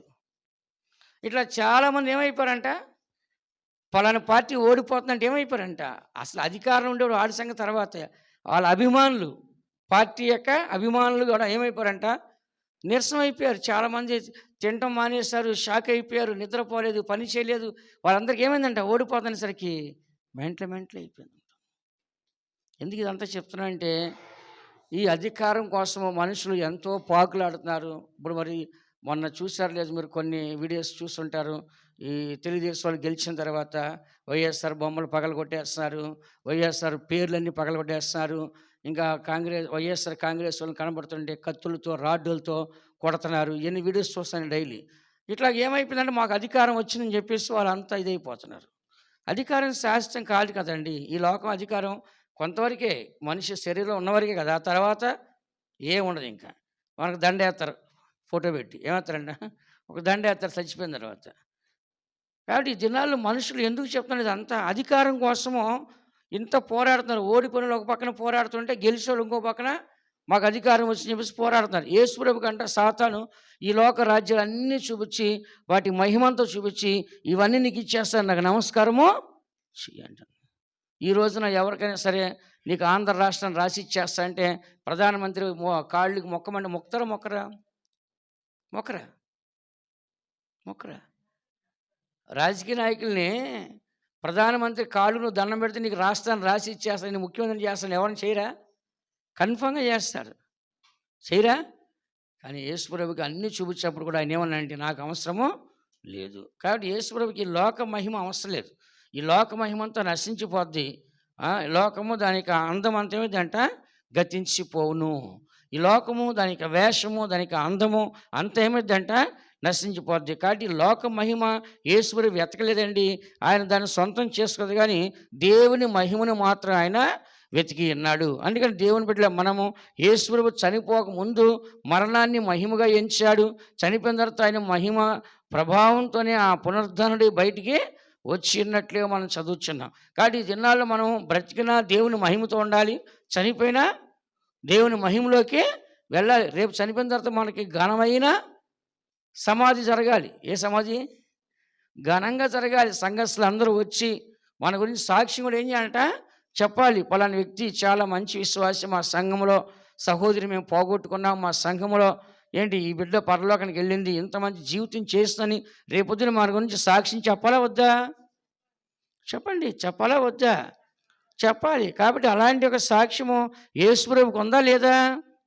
యేసుప్రభుకు అలాంటి సాక్ష్యము ఉంది. అందుకని మనం కూడా మనకి జీవితంలో ఈ లోకంలో మనం ఏమి తీసుకొని రాలేదు, ఈ లోకం నుంచి మనం ఏమి తీసుకొని పోలేదు. కాబట్టి ప్రతి ఒక్క వ్యక్తి కూడా గుర్తించాల్సి అంటే, యేసుప్రభు మహిమతో వచ్చాడు, మహిమతో జీవించాడు, మహిమతో మరణించాడు, మహిమతో తిరిగి లేచినాడు, మహిమతోనే పరలోక రాజ్యానికి వెళ్ళినాడు. జీవిత ప్రారంభం నుంచి చివరి వరకు కూడా మహిమను కాపాడుకున్నాడా, పోగొట్టుకున్నాడా? కాపాడుకున్నాడు లేదా? చెప్పండి. మనం కూడా ఆత్మీయ జీవితంలో మనం మొదటి ప్రారంభ జీవితం నుంచి ముగించే జీవితం వరకు కూడా ఆ జీవితాన్ని బ్యాలెన్స్గా తీసుకెళ్ళాలి. కొన్ని రోజులు చర్చికి వచ్చి, కొన్ని రోజులు చర్చి రాకుండా, కొన్ని రోజులు ప్రార్థన చేసి, కొన్ని రోజులు ప్రార్థన చేయకుండా, కొన్ని రోజులు ఉపవాసం ఉండి, కొన్ని రోజులు ఉపవాసం ఉండకుండా, కొన్ని రోజులు విశ్వాసం ఉండి, కొన్ని రోజులు విశ్వాసం ఉండకుండా, కొన్ని రోజులు మనం బల్లారం తీసుకొని, కొన్నిసార్లు బల్లారం తీసుకోకుండా, ఇలాగంతా మనము అటు ఇటుగా చేయకూడదు. కానీ ఎప్పుడు కూడా రొటీన్గా మనం చక్కగా దాన్ని ఏం చేయాలంట, బ్యాలెన్స్గా వెళ్ళాలి. కొంతమంది చూడండి, కొన్ని రోజులు చర్చికి వస్తారు, కొన్ని రోజులు పూర్తి చర్చికి రాదు. ఏంటంటే వాళ్ళు వెనకబడిపోతారు. వాళ్ళు మళ్ళీ ఎప్పుడో ఒక దెబ్బ తగిలినప్పుడు, నష్టం వచ్చినప్పుడు మళ్ళీ దేవుని దగ్గరికి వస్తూ ఉంటారు. అందుకని ప్రతి దేవుని బిడ్డ యేసుప్రభు మనకు ముందుగా మాదిరిగా ఉన్నాడు. తండ్రి యొద్ద భూమి పుట్టక ముందుగానే మహిమతో నింపబడ్డాడు. పరలోకంలో తండ్రితో మహిమతో ఉన్నాడు. భూలోకానికి వచ్చేటప్పటికి తండ్రి కుమారుడు కలుస్తున్నారు. ఆ మహిమ ఆయనలో ఉంది. ఆ మహిమ ఆయనలో మాత్రం కాదు, ఆ మహిమను మనకు కూడా ఇచ్చినాడు. కాబట్టి యేసుక్రీస్తు యొక్క మహిమని మనం పొందుకోవాలి. ఎప్పుడైతే ఆ మహిమను మనం పొందుకుంటున్నామో అప్పుడు దేవుని యొక్క నామానికి ఘనత కలిగిద్ది. కాబట్టి ప్రతి దేవుని బిడ్డ కూడా గుర్తించాల్సి అంటే, ఎల్లప్పుడూ మనము దేవుణ్ణి ఏం చేయాలంట, మహిమపరచాలి. 1 కొరింథీయుల రాసిన పత్రిక 6:20 వాక్యం చదవండి. 1 కొరింథీయుల రాసిన పత్రిక 6:20 వాక్యం చదవండి. విలువ పెట్టి మీరు మీ సొత్తు కాదు, విలువ పెట్టి కొనబడిన వారు కనుక మీ దేహముతో దేవుని మహిమపరచుడి. కాబట్టి ఇక్కడ చదువుతున్నాం, మీరు విలువ పెట్టి కొనబడిన వారు గనుక మీ దేహముతో ఏం చేయాలంట, దేవుణ్ణి మహిమపరచుడి. ఎవరు విలువ పెట్టి కొనబడ్డాం మనము? యేసు రక్తముతో, ఆయన ప్రాణంతో కొనబడ్డాం. యేసువు కల్వారిక సిలువలో మన కోసము సాతానిక తలను చితకొట్టి ఆయన ప్రాణాన్ని మన కొరకు దారబోసాడు. కాబట్టి మనము విలువైన రక్తంతో కొనబడి ఉన్నాం. ఏ రక్తం అంట? విలువైన రక్తంతో పరలోకం నుంచి వచ్చిన ఒక పరిశుద్ధ దేవుడు, మహిమగల దేవుడు, నీతిగల దేవుడు, కృపగల దేవుడు, అలాంటి ఒక గొప్ప దేవుని యొక్క రక్తముతో మనము కొనబడి ఉన్నాం. కాబట్టి మన దేహముతో ఎవరిని మహిమపరచాలి చెప్పండి? ఎవరిని మహిమపరచాలి? దేవుని మహిమపరచాలి. మన మనుషులు కాదు మహిమపరిచేది. కొంతమంది ఏం చేస్తారు, మనుషులకి ఏం చేస్తారంట, చాలా మహిమపరుస్తుంటారు. వాళ్ళకి బాగా దండాలు దశకాలు పెట్టి, మీ అంత గొప్పవాళ్ళు లేరండి, మీరు లేకపోతే మాకు అన్నం లేదండి, మీరు లేకపోతే మాకు బ్రతుకు లేదండి, మీరు లేకపోతే ఈ జీవం లేదండి, ఈ బతుకు మీరు పెట్టిన భిక్ష అండి అని ఏం చేస్తారు, మనుషులు చాలా మహిమ పరిచేవాళ్ళు కనబడుతుంటారు. కానీ సమస్తాన్ని కలగజేసిన ఎవరండి చెప్పండి? దేవుడు. దేవుడు కలగజేయకపోతే ఈ దినాన మనకేమీ కలదు. అందుకని మన దేహంతో ఎప్పుడు ఏం చేయాలంటే దేవుని మహిమపరచాలి. ఎగ్జాంపుల్గా 2 కొరింథీ రాసిన పత్రిక 4వ అధ్యాయం 12వ వాక్యం మీరు చదివితే 4:13. 2 కొరింథీ 4:13. కృప ఎక్కువ మంది ద్వారా ప్రబలి దేవుని మహిమ నిమిత్తము కృతజ్ఞతాస్తుతులు విస్తరింపచేయులాగున సమస్తమైనవి మీ కొరకై ఉన్నవి. ఇక్కడ రివర్స్లో మనం వస్తే, కృతజ్ఞతాస్తుతులు చెల్లించడం ద్వారా దేవుని యొక్క నామానికి మహిమ కలిగిద్ది. అది ఎక్కువ మంది ద్వారా. చూసుకోండి, రివర్స్ అవుతుంది ఆ వాక్యాన్ని. ఎలా ఉందంటే, ఆ వాక్యం రివర్స్ అయితే ఎలా వస్తుంది? అనేకుల యొక్క కృతజ్ఞతాస్తుతుల వలన దేవుని యొక్క నామానికి మహిమ కలుగుతుంది. కాబట్టి మనం ఏం చేయాలంటే ఎక్కువగా స్తోత్రాలు చేయాలి. ఏం చేయాలంట? ఉదయాన్నే లేచి ఏం చేయాలి? స్తోత్రాలు చేయాలి, ప్రార్థన చేయాలి. మళ్ళీ రాత్రి కూడా ఏం చేయాలంట? స్తోత్ర ప్రార్థన చేయాలి. ఈరోజంతా కాపాడేందుకు స్తోత్రం, ఈరోజు పోషించేందుకు స్తోత్రం, ఈరోజు సమాధానించేందుకు స్తోత్రం, ఈరోజు కాపాడేందుకు స్తోత్రం, ఈరోజు ఆరోగ్యం ఇచ్చేందుకు స్తోత్రం, ఈరోజు మమ్మల్ని అందరూ కూడా మీ రెక్కలకి ఎంత కాపాడేందుకు స్తోత్రం అని ప్రతి ఒక్క దానికి ఏం చేయాలి? దేవునికి స్తోత్రం చెల్లించాలి. మనం కూడా ఆరాధన జరిగేటప్పుడు ఏం చేస్తాం? 6 గంటల సేపు స్తోత్రాలు చెప్తాం. ఈ వారం అంతా కాపాడినందుకు, ప్రయాణంలో కాపాడినందుకు, ఉద్యోగాలు కాపాడినందుకు, ఆరోగ్యం ఇచ్చేందుకు, పోషించేందుకు స్తోత్రాలు చెప్తాం 6 గంటల సేపు. ఎందుకంటే దేవునికి మహిమ కలగాలి. అంటే దేవుడు చేసి అన్నీ చెప్తున్నాడు. ఏమైందంటే దేవునికి మహిమ కలిగింది. అందుకని ఇక్కడ రాస్తుంది, అనేకుల యొక్క కృతజ్ఞతాస్తుతుల వలన దేవుని యొక్క నామం ఏమవుతుందంట? ప్రబిల్లి, కృప ఏమవుతుందంట? విస్తరిస్తూ ఉంది. అందుకని ప్రతి దేవుని బట్టి కూడా గుర్తించాల్సి అంటే మన దేహంతో ఎప్పుడు కూడా దేవుణ్ణి మహిమపరచాలి. ఈ దేహాన్ని ఎవరికి ఇవ్వాలి చెప్పండి? మనం ఏం చేస్తాం? ఈ దేహాన్ని అందంగా తయారు చేసి అనేకులను ఆకర్షించే విధంగా, అనేకులు నా అందాన్ని చూడాలి, అనేకులను పొగడాలి, నా అంత అందంగా ఎవరు ఉండకూడదు అని చెప్పి ఏం చేస్తారు? శరీరాన్ని రకరకాలుగా తయారు చేస్తారు. కొంతమంది రంగులు వేసుకుంటున్నారు, కొంతమంది మేకప్లు వేసుకుంటున్నారు, కొంతమంది ఏం చేస్తారు? సన్నగా తయారవుతున్నారు. ఏంటి రకరకాలుగా బాడీలు ఎక్సర్సైజులు చేస్తారు. కారణం ఏంటి? ఆ బాడీతో ఏదో ఒకటి గోల్డ్ మనం సాధించాలనో, లేకపోతే ఏదన్నా మంచి రికార్డు కొట్టాలని చెప్పేసి మనుషులు ఏం చేస్తారు? రకరకాలుగా ప్రయాసపడుతున్నారు కదా. కాబట్టి వీటి ద్వారా మనము దేవుని మహిమపరచలేం. విన్నారా? మన దేహం ఎప్పుడు కూడా ఏమని చేయాలంట? దేవుని మహిమపరచాలి. ఎవరు మహిమపరచాలి చెప్పండి అందరూ? దేవుని మహిమపరిచే శరీరంగా మన శరీరం ఉండాలి. కానీ మనుషులు మహిమపరిచే శరీరంగా, మనుషులు కనపరిచే శరీరంగా ఉండకూడదు. కాబట్టి ఈ శరీరం ఎలా ఉన్నా సరే ఎవరికి మహిమ కలగాలి చెప్పండి? మనం బాగా తిని లావు అయ్యి మంచి గ్లామర్గా ఉంటే చాలా చెప్పండి? మన లావుగా ఉండాలి, బాగా గ్లామర్ అవ్వాలనుకుంటున్నామా చెప్పండి? అట్లా అనుకుంటామా? అట్లా అనుకుంటే దానివల్లనే ఆ దేవునికి మహిమ కలిగిద్దా? అందం, మోస్కరం, సౌందర్యం, శరీర సౌందర్యాన్ని, అక్షయ అలంకారము దేవునికి ఇష్టం లేదు. అది క్షయమైపోయేది. అక్షయ అలంకారం కనబడేది, అది క్షయమైపోయేది. విన్నారా? కాబట్టి ప్రతి ఒక్కరు కూడా దేవునికి కావాల్సిన అంటే క్షయమైపోయే అలంకారం కాదు, అక్షయ అలంకారం అంటే అది క్షయం కాంది. విన్నారా? కాబట్టి దేవుని బట్టి ప్రతి ఒక్కరు గుర్తించాల్సింటే క్షయమైపోయే దానికోసం కాదు, కానీ అక్షయతని మనం పొందుకోవాలి. అందుకని మనం ఎల్లప్పుడూ దేవునికి కృతజ్ఞతాస్తుతులు చెల్లించినప్పుడు దేవుని యొక్క నామం మహిమపరచబడుతుంది. అప్పుడు దేవుడు కూడా మనల్ని ఏం చేస్తాడు? మహిమపరుస్తాడు. యేసుప్రభువు అన్నాడు, తండ్రి నేను నిన్ను మహిమపరిచినట్లుగా నీవు నన్ను ఏం చేయాలి? మహిమపరచాలి. అప్పుడు దేవుడు ఏమంటాడు? రాజులు ఎదుట, ప్రధానులు ఎదుట, అధికారులు ఎదుట నేను నిన్ను మహిమపరుస్తా అంటాడు. కాబట్టి ఒక సమయం వచ్చినప్పుడు దేవుడు అందరి ఎదుట మనవడు ఏం చేస్తాడు? ఘనముగా మహిమకరంగా నిలబెడతాడు. అందుకని మనం ఏం చేయాలంటే ప్రతి దినము ప్రతి క్షణం కూడా దేవుణ్ణి మహిమపరచాలి. చెప్పండి అందరూ. ఎవరు మహిమపరచాలంట? దేవుణ్ణి మహిమపరచాలి. ప్రతి నిమిషం కూడా ఎవరికి స్తోత్రం చెప్పాలి? దేవునికి స్తోత్రం. మన నోట్లో ఎవరిని స్తోత్రం చేయాలి? ఎప్పుడా దేవునికి ఏం చేయాలి? మనము స్తోత్రం చేయాలి. అందుకని మనం ఏమి చేసేటప్పటికీ దేవునికి మన శరీరం ద్వారా మహిమపరచాలి.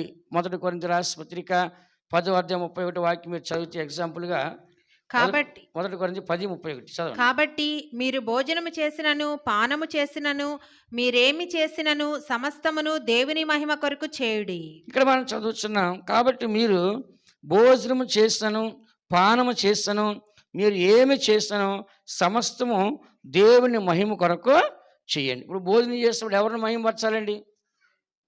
ప్రభా, అనేకులకు ఆహారం లేదు, నాకు ఆహారం ఇచ్చారు ప్రభా, ఈ ఆహారాన్ని ఆశ్రయించండి, నాలో ఉన్న రోగాన్ని తొలగించండి, ఆహారం లేని ప్రతి వారు ఏం చేయాలి? మీరు పోషించండి. దేవుడు అన్నాడు, మీరు నన్ను సేవించండిలా, నేను మీ మధ్యలోనికి వచ్చి మీ ఆహారం పాని దీవించి మీలో రోగాన్ని తొలగిస్తా అన్నాడు. ఎవరైతే దేవుని సేవిస్తున్నారో, ఎవరైతే ప్రార్థిస్తారో, నిర్గమాకాండం 23:25 వాక్యంలో ఆ మాట ఉండదు చూడండి. నిర్గమాకాండం 23:25 వాక్యంలో రాసి ఉంటుంది. ఆ మాట చదవచ్చు. నీ దేవుడైన యెహోవానే సేవింపవలెను, నీ దేవుడిని యెహోవానే సేవింపవలెను, అప్పుడు ఆయన నీ ఆహారమును నీ పానమును దీవించును, నేను మీ మధ్య నుండి రోగము తొలగించెదను. చాలు. మనము ఎప్పుడైతే దేవుని మాత్రం సేవించి ప్రార్థించి ఆరాధిస్తున్నామో, మన నోటి ద్వారా మన హృదయం ద్వారా కృతజ్ఞతాస్తుతులు ఎప్పుడైతే దేవుని చెల్లించి దేవుని మహిమపరుస్తామో, దేవుడు ఏమంటున్నాడంటే నీ మధ్యలోకి వచ్చి నీ యొక్క ఆహారాన్ని పానీయమును దీవించి నీ రోగాన్ని తొలగిస్తాం. కాబట్టి ఆహారం కొరకు ఎందుకు ప్రార్థించాలి? ఒకటి దేవుని మహిమపరచాకి, 2 మన రోగాలు తొలగించాకి. ఏమనాలి? ప్రభు, ఈ ఆహారం తింటుండగా నాకు ఆరోగ్యాన్ని కలిగించేయండి. చర్చిలో కూడా చాలామంది భోజనం చేసినప్పుడు ఏం చేస్తారు? ప్లేట్ నగరి పట్టుకొచ్చి, పాస్టర్ గారు మీరు ప్రార్థించండి, తింటే రోగం పోవాలి, ఆరోగ్యం కలగాలంట. అంటే ఇప్పుడు ప్రార్థన చేయడం ద్వారా ఎన్ని లాభాలని? ఒకటి దేవుని మహిమపరుస్తాం, 2 మనల్ని రోగము తొలగించబడుతుంది. అందుకని మనం ప్రార్థన చేసేటప్పుడు లేదంటే భోజనం చేసేటప్పుడు ఏమని ప్రార్థన చేయాలంటే, ప్రభా, ఈ ఆహారపాన్ని ఆశ్రయించండి, నాలో రోగాన్ని తొలగించండి, ఆహారం లేని ప్రతి వారు కూడా ఏం చేయాలి? మీరు పోషించండి అని చెప్పి ఏం చేయాలి? మనము ప్రార్థన చేయాలి. కొంతమంది ఏం చేస్తారు? అన్నం తీసుకొని టక్కన తినేస్తూ ఉంటారు, అది అన్ని తినేస్తూ ఉంటారు. తినేయకూడదు. ఫస్ట్ ఎవరు మహిమపరచాలి? దేవుని మహిమపరచాలి. మొన్న ఏదో ఒక దేశం గురించి చూశాను, హయాతి దేశమో ఏదో కాదు ఏదో చెప్పారు. మట్టిని పిసుక్కొని ఇంతంత బిస్కెట్లా చేసుకుని తిన్నారు. వాళ్ళ ఆహారం లేదు, వాళ్ళ దేశంలో ఆహారం లేదు, ఏ పంటలు లేవు. ఏ దేశం అది? గుర్తు రావట్లేదు నాకు. మట్టిని, తెల్ల మట్టిని ఇంతంత బిస్కెట్లా చేసుకొని ఎండబెట్టి అవి తింటున్నారు. ఇంకొక దేశం ఉంది, ఆ దేశం పేరు గుర్తులేదు. వాళ్ళ దేశం ఏ పంటలు పండించాలంటే చాలా ఖర్చు అయింది, నీళ్లు ఉండవు. కాబట్టి వాళ్ళు ఏం చేస్తారంటే కర్ర పెండలం ఉంటుంది, మనం కర్ర పెండలం, చిలకడ దుంపల్లాగా పెద్ద పెద్దగా ఉంటే ఏరులాగా అమ్ముతారు, ముక్కలు చేసి మనకు ఉడకబెట్టి అమ్ముతారు కదా, ఏమంటారు? ఆల్వాగెడ్లు అంటారా? సరే, వాటిని ఏం చేస్తారంటే ఆ దేశం అవి పండించుకొని, అవి రాళ్ళైనా పండుతాయన్నమాట, అవి పండించుకొని వాటిని ఏం చేస్తారు? ఎండబెట్టి పొడి చేసుకొని దాన్ని సంగట్లా చేసుకొని దాన్ని తింటారు. ఇంకా అదే అన్నం వాళ్ళకి. గోధుమలు, రైస్ వాళ్ళకి లేదు. అంటే అనేక దేశాలు ఎలాగుందంటే అసలు మట్టి తింటున్నారు, అలాంటివి తిన్నారు. కొంతమంది అయితే భూమి తవ్వి పాములు పురుగులు ఏరుకొని తింటున్నారు. కానీ మనకైతే మంచి ఫుడ్, కోరుకున్న ఫుడ్, ఏ కొదువు మనకే లేదు. కాబట్టి అనేకులు చూడండి ఆహారం లేదు, కానీ మనం ఏం చేయాలి? దానికి కృతజ్ఞత కలిగి ఉండాలి. ప్రభా, ఇదిగో నాకు మంచి ఆహారము ఇచ్చారని చెప్పి ఏం చేయాలంటే దేవుని మహిమపరచాలి. దేవుడు ఏమన్నాడు? నన్నే సేవించినట్లయితే కనుక మీ ఆహారం పానీయం దీవించి మీలో రోగాన్ని తొలగిస్తాను. అందుకని భోజనం చేసిన పానం చేస్తే ఎవరికి ప్రార్థన చేయాలి? మనము చెప్పండి అందరూ. దేవునికి ప్రార్థన చేయాలి. భోజనం చేసిన పానం చేస్తే ఏం చేయాలంట? దేవునికి. ఇప్పుడు యేసుప్రభు కూడా ఏం చేస్తాడంటే ఏదైనా ఆహారం దొరికితే పైకెత్తి కృతజ్ఞతాస్తుతులు చెల్లించి ప్రార్థన చేసేవాడు. ప్రార్థన చేసేవాడు ఏం జరిగింది చెప్పండి? 5 రొట్టెలు 2 చేపలు 5,000 మంది తిన్నారు. ఇంకో సందర్భంలో 7 రొట్టెలు 2 చేపలు ఏం చేస్తాడంట అనేకులు తిన్నారు. కాబట్టి దేవుడు దాన్ని ఆశీర్వదిస్తాడు. మనం ప్రార్థన చేసేటప్పుడు ఒకటి ఆశీర్వదిస్తాడు, 2 దేవుని మహిమపరుచుకుంటాడు, మన రోగ వ్యాధుల్ని తొలగిస్తాడు. అందుకని మనం ప్రతి దినం కూడా ప్రార్థన చేసుకొని మనం తినాలి. తినేటప్పుడు ప్రార్థన చేయకుండా మనం తినకూడదు. గుర్తుపెట్టుకోండి, ఎప్పుడైనా సరే దేవుడు ఇచ్చిన దానికి ఏం చేయాలి, మనము ప్రార్థన చేసుకొని మనము తినాలి. అందుకని దేవుని బిడ్డలారా, మనము దేవుని యొక్క సన్నిధిలో ఈ వాక్యాన్ని మనం చదువుచున్నాం. యేసు ప్రభువు ఎలాంటి మహిమతో తండ్రి దగ్గర ఉన్నాడో ఆ మహిమను తీసుకొచ్చి లోకములో అందరికీ ఇచ్చాడా ఇవ్వలేదా? చెప్పండి, అందరికి ఇచ్చాడా ఇవ్వలేదా? కానీ అలాంటి మహిమ గల దేవుని చంపేశారు ఈ లోకస్తులు. 1 కొరింథీ రాసిన పత్రిక 2వ అధ్యాయం 8వ వాక్యం మీరు చూడమ్మా. 1 కొరింథీ రాసిన పత్రిక 2వ అధ్యాయం 8వ వాక్యం. అది లోకాధికారులలో ఎవనికినీ తెలియదు. అది వారికి తెలిసి ఉండిన ఎడల మహిమా స్వరూపియగు ప్రభువును సిలువ వేయక పోయిందురు. ఈ లోకస్తులు ఏంటంటే మహిమ గల దేవుడిని తెలుసుకోలేకపోయారు. 7వ వాక్యంలో దేవుని జ్ఞానము మర్మమైనట్లుగా బోధించున్నాం. ఈ జ్ఞానం మరుగైండును జగత్ పునాది జగదుత్పత్తికి ముందుగానే దీన్ని దేవుడు తన మహిమ నిమిత్తము నియమించాడు. ఈ జగతుత్పత్తి అంటే ఈ లోకాన్ని ఉత్పత్తి చేయక ముందుగానే దేవుడు దీన్ని మహిమ కొరకు నియమించను. అది లోకాధికారులు ఎవరికి తెలియదు, కానీ అది వారికి తెలిసి ఉండి అలా మహిమా స్వరూపగు ప్రభువును సిలువ వేసి ఉండకపోదు. కానీ ఇక్కడ యేసు ప్రభు మహిమతో వచ్చాడు, మహిమల స్వరూపిగా వచ్చాడు. ఈయన ఎప్పుడు నియమించబడ్డంట, జగత్తే ఉత్పత్తికి ముందుగానే, ఈ లోకాన్ని ఉత్పత్తి చేయక ముందుగానే ఈ యేసు ప్రభు నియమించబడ్డాడు. ఆ యేసు ప్రభు గొప్ప దేవుడని వీళ్ళు గ్రహించలేక వీళ్ళు ఏం చేస్తారంటే ఆయన్ని సిలువ వేస్తున్నారు. ఎవరిని వేస్తారంట? యేసు ప్రభుని సిలువ వేస్తాను. అందుకని మనం కూడా దేవుని యొక్క నామాన్ని పదే పదే మనం సిలువ వేసేవారుగా, బహాటంగా ఆయన అవమానపరిచేవారుగా మన ఎన్నడూ కూడా కనపడకూడదు. కాబట్టి ప్రతి దేవుని పెట్టి కూడా గుర్తించాలంటే యేసు ప్రభు మహిమా స్వరూపి, కానీ తెలియక వాళ్ళందరూ ఆయన సిలువ వేస్తున్నారు. తెలిసిన మనం కూడా సిలువ వేయకూడదా? చెప్పండి. మనం వెనకబడిపోయి అనుకోండి, పదే పదే మనం ఏం చేస్తాం, దేవుణ్ణి సిలివేసడం అయిపోద్ది. కాబట్టి వెనకబడిన స్థితిలో మనం ఉండి పదే పదే దేవుని సిలివేసే స్థితిలో మనం ఉండకూడదు. కాబట్టి ప్రతి దేవుని పెట్టి కూడా ఈ యొక్క యేసు ప్రభు ఎలాంటి మహిమ గలవాడు ఉన్నాడో అలాంటి మహిమ గలవాడిగా మనం కూడా మారాలి. ఆ మహిమ ఎక్కడుందో పరలోక రాజ్యంలో, అదే పరలోక రాజ్యంలో ఆయన మహిమ మనం కూడా నిలబడాలి. ఒక వాక్యం చదవండి. 2 కొరింథీ రాసిన పత్రిక 3వ అధ్యాయం 18వ వాక్యం చదువుకుందాం. 2 కొరింథీ 3:18. మనమందరమును ముసుకులేని ముఖముతో ప్రభువు యొక్క మహిమను అద్దము వలె ప్రతిఫలింప చేయుచు మహిమ నుండి అధిక మహిమను పొందుచు ప్రభువగు ఆత్మ చేత ఆ పోలికగానే మార్చబడుచున్నాము. ఇక్కడ మనం చదువుచున్నాం, మనమందరము ముసుగు లేని ముఖముతో ప్రభు యొక్క మహిమను అద్దం వలె ప్రతిఫలింప చేయుచున్నాము. ఎందుకంటే మోషే యొక్క మహిమను చూసినప్పుడు మనుషులందరూ నీ ముఖం మీద ముసుగు వేసుకో అని చెప్పారు. వాళ్ళు చూడలేకపోయారు ఎవరి మహిమని. దేవుని యొక్క మహిమ మోషే ముఖములో కనబడినప్పుడు మోషే ముఖంలో ఉన్న మహిమని ప్రజలు ఏం చేశారు, చూడలేకపోయారు. కానీ ఇక్కడ మనం ఏం చేస్తామంట, దేవుని యొక్క మహిమ డైరెక్ట్గా మనం చూడగలుగుతున్నాం. ఇక్కడ మోషే యొక్క మహిమని వాళ్ళు చూడలేకపోయారు ప్రజలో, కానీ ఇక్కడ దేవుని యొక్క మహిమ మనం చూడగలుగుతున్నాం. ఇక్కడ ఏమని రాస్తుంది, మనం అందరం ముసుగు లేని ముఖంతో, ఏ ముఖం అంట, మోషేని చూస్తాడు ఎలా చూస్తారు, వాళ్ళు ముసుగు వేసుకొని చూశారు, డైరెక్ట్గా చూడలేకపోయారు. ఎవరి ముఖం అది?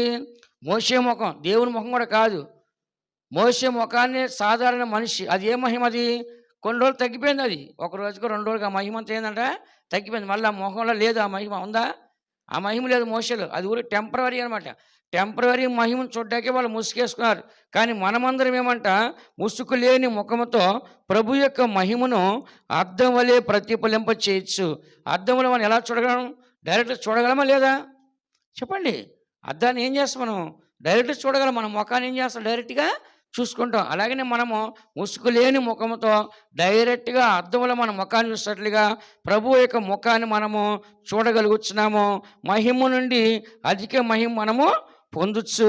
ప్రభువుగా ఆత్మచేత ఆ పోలికగానే మనము మార్చబడుచు. కాబట్టి ఒక దినం రాబోతుంది, మనందరం కూడా దేవునికి మహిమని ముఖాముఖిగా చూసే దినము, మహిమ నుండి అధిక మహిమని పొందుకునే దినము, ప్రభువుగా ఆత్మచేత ఆ పోలిగా దేవుని పోలిగా మార్చబడి ఆయన ముఖదర్శనం చేసి ఒక దినం మనకి రాబోతుంది. అందరి కళ్ళు మూసుకోండి. దేవుని బిడ్డల మనము మనకి జీవితంలో ఏది మనకు శాశ్వతం కాదు. దేవునికి మహిమ మనకు శాశ్వతమైంది. యేసు ప్రభు తండ్రి యొద్ద ఈ లోకానికి పునాది వేయబడక ముందుగానే ఆయన మహిమ చేత నియమించబడి పరలోక రాజ్యంలో రూపించబడి ఉన్నాడు. అలాగే భూలోకానికి మహిమతో వచ్చినాడు. ఆయన మహిమతో సంచరించి సేవ చేస్తున్నాడు. మహిమతో ఆయన చనిపోయినాడు. మహిమతో ఆయన లేచి పునరుద్ధానుడై ఈ పరలోకానికి వెళ్ళినాడు. అదే మహిమను మనకు కూడా ఇచ్చినాడు. మనముడి దినాల్లో మహిమల జీవితాన్ని చేయాలి. విశ్వాసం ద్వారా ఆ మహిమను మనం పొందుకొని విశ్వాసం ద్వారా మరణించాలి. విశ్వాసం ద్వారా ఆ మహిమలో మనం మరురూపాన్ని చెంది పరలోక రాజ్యానికి వెళ్ళి దేవుడు వచ్చి ఆ సింహాసనంలో ఆయనతో కూర్చుండకు దేవుడు మనకు సాయించను గాక. దేవుడు మనల్ని ఆశీర్వదించిన గాక. ఆమేన్. యెహోవా మహిమలో పూర్ణుడు, మహిమాత్మతో మమ్ము నడిపించెను. యెహోవా మహిమలో పూర్ణుడు, మహిమాత్మతో మమ్ము నడిపించెను. మృత్యుంజయుడైన యేసు మహిమలో ప్రత్యక్ష